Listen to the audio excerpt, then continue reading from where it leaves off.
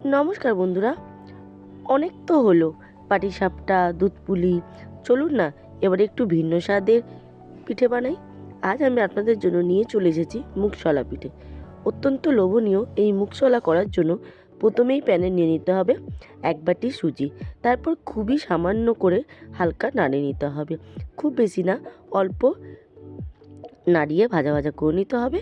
তারপরেই দিয়ে দিতে হবে সামান্য পরিমাণে ঘি। ঘি দিয়ে আবারও একটু নাড়াচাড়া করে নিতে হবে।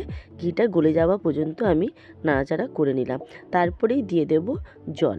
1 বাটি যদি সুজি হয় 1.5 বাটি মতো জল লাগবে। খুব বেশি জল দিলে হবে না।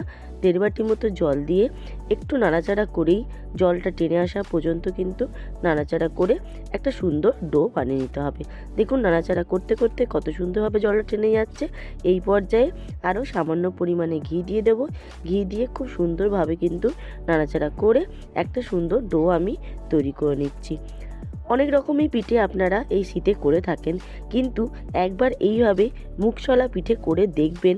রোজকার একঘেয়েমি যে আমরা পিঠে পুলি খেয়ে থাকি তার থেকে কিন্তু সম্পূর্ণ আলাদা, অত্যন্ত সুস্বাদু হয় এবং দীর্ঘদিন কিন্তু আপনারা কোনো ফ্রিজ ছাড়াই সংরক্ষণ করে রাখতে পারবেন।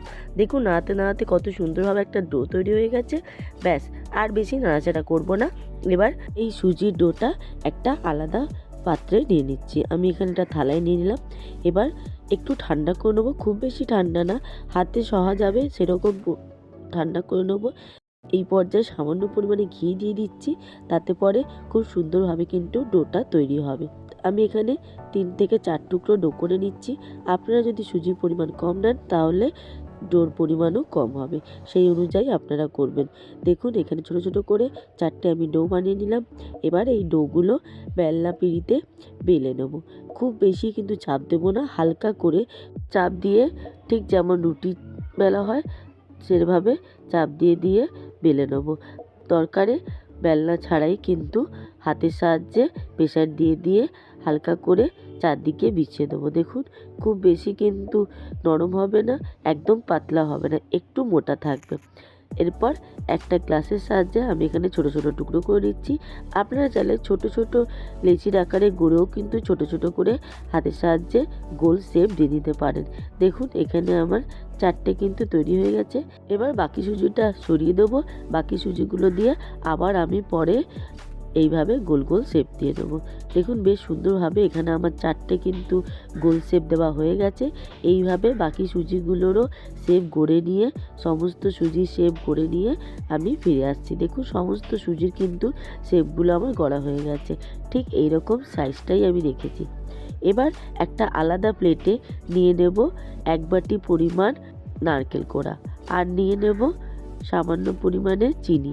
আপনাদের প্রয়োজন অনুসারে আপনারা চিনি নেবেন। এখানে আমি 1/2 বাটি পরিমাণ চিনি দিলাম। আর নিয়ে নেব গুঁড়ো দুধ। এখানে আমার 4 টেবিল চামচ গুঁড়ো দুধ আছে। এবার সব কিছু একসাথে খুব ভালো করে মিশিয়ে নেব। এই রেসিপিটায় কিন্তু কোনো রকমের আগুনের তাপে নারকেলের পুর বানানোর দরকার নেই। খুব সুন্দরভাবে কিন্তু পরে দেখবেন যখন খাবেন অত্যন্ত লোভনীয় ফ্লেভার আসবে। খানিকটা আমি গড়ে রেখেছি আপনাদের জন্য, একটা আমি দেখিয়ে দিচ্ছি। এইভাবে একটা গোল শেপে সুজি নিয়েছি, তার মধ্যে দিয়ে দিলাম তৈরি করে রাখা মিশ্রণটা। তারপরেই বেশ সুন্দর পুরপিঠের মতো একটা শেপ দিয়ে নেব। দেখুন যেহেতু সুজির ডো বানিয়েছি খুব তাড়াতাড়ি করতে হবে, নয়তো শক্ত হয়ে যাবে, তখন আর এই গোল শেপটা দেওয়া যাবে না। তাই আমি তাড়াহুড়ো করে বাকিটা করে নিয়েছিলাম, আপনাদের জন্য একটা করে দেখাচ্ছি। দেখুন এইভাবে সুন্দর একটা পুরপিঠের মতো শেপ দিয়ে দিলাম। সাইডগুলো একটু চেপে দিচ্ছি, প্রয়োজনে একটু হাতটা ভিজে নেবেন। তারপর একটা চামচের সাহায্যে এইরকম সাইডগুলোতে শেপ দিয়ে দিচ্ছি। খুব সুন্দরভাবে কিন্তু একটা আমার পিঠে গড়া তৈরি হয়ে গেছে। এরপর আরেকটা আপনাদের করে দেখাচ্ছি। দেখুন আরও একটা এরকম গোল শেপের সুজি দিয়ে দিলাম। তারপর এর মধ্যে দিয়ে দেব আগে থেকে তৈরি করে রাখা নারকেল কোড়া, গুঁড়ো দুধ আর চিনির মিশ্রণটা। তারপর আবারও পুরপিঠের মতো শেপ দিয়ে সাইড থেকে সামান্য করে চেপে চেপে দেবো। প্রয়োজনে একটু হাতটা জল হাত করে নেবেন, তারপরে বেশ সুন্দর করে চেপে চেপে দেবেন। তারপরে একটা চামচের সাহায্যে একটা সুন্দরভাবে সাইডে শেপ দিয়ে নেব। কতটা সুন্দর দেখতে লাগছে, জাস্ট অসাধারণ লাগছে। আপনারা যদি আঙুলের সাহায্যে বেশ সুন্দর মুড়ে মুড়ে করতে পারেন তাহলে সেটাও করতে পারেন। দেখুন এইভাবে আমার সমস্ত পিঠেগুলো কিন্তু গড়া হয়ে গেছে। এবার এগুলো আমি কড়ার তেলে আমি ভেজে নেব।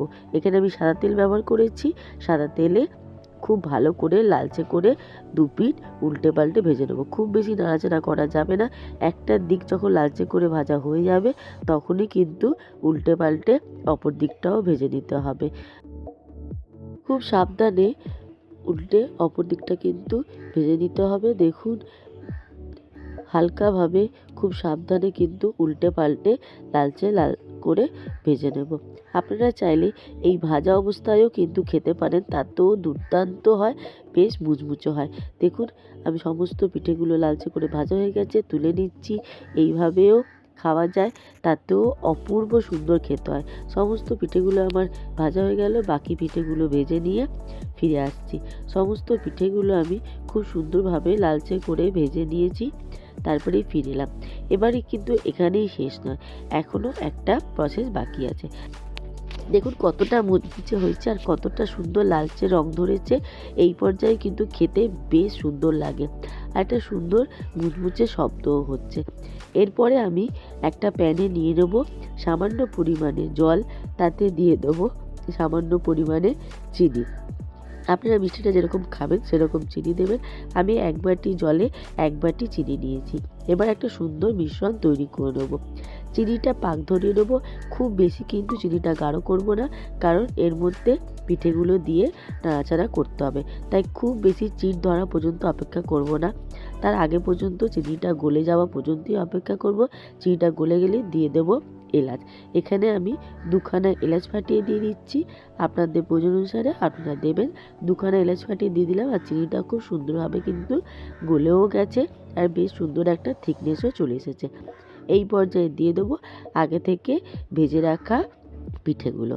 সমস্ত পিঠেগুলো দিয়ে মিনিট 2 অপেক্ষা করব, আলতো হাতে নাড়াচাড়া করে নেব। তারপরেই গ্যাস বন্ধ করে গরম গরম পরিবেশন করে দেবো মুগশলা পিঠে। অত্যন্ত লোভনীয় হয় এই মুগশলা, একবার কিন্তু অতি অবশ্যই করে খাবেন। খেয়ে আমাকে কমেন্টে জানাবেন কেমন লাগলো। আর ভালো লাগলে অতি অবশ্যই লাইক সাবস্ক্রাইব করে আমার পাশে থাকবেন নিত্য নতুন এরকম রেসিপি দেখার জন্য। আর আমার পুরনো বন্ধুদের অসংখ্য ধন্যবাদ, এতদিন আমার পাশে আছেন, আমার পাশে থাকবেন, এইভাবে আমাকে এগিয়ে নিয়ে যেতে সাহায্য করবেন। দেখুন জাস্ট অসাধারণ লাগে খেতে। রোজকার একঘেয়েমি পিঠের থেকে কিন্তু একদম সম্পূর্ণ আলাদা। রসে ভরা মুগশলা পিঠা একবার কিন্তু এইভাবে করার অনুরোধ রইল। আজ তাহলে আসি, খুব শীঘ্রই দেখা হবে একটি দুর্দান্ত নতুন রেসিপি নিয়ে। ততক্ষণ ভালো থাকবেন, সুস্থ থাকবেন এবং সাবধানে থাকবেন। এতক্ষণ আমার সাথে থাকার জন্য অসংখ্য ধন্যবাদ।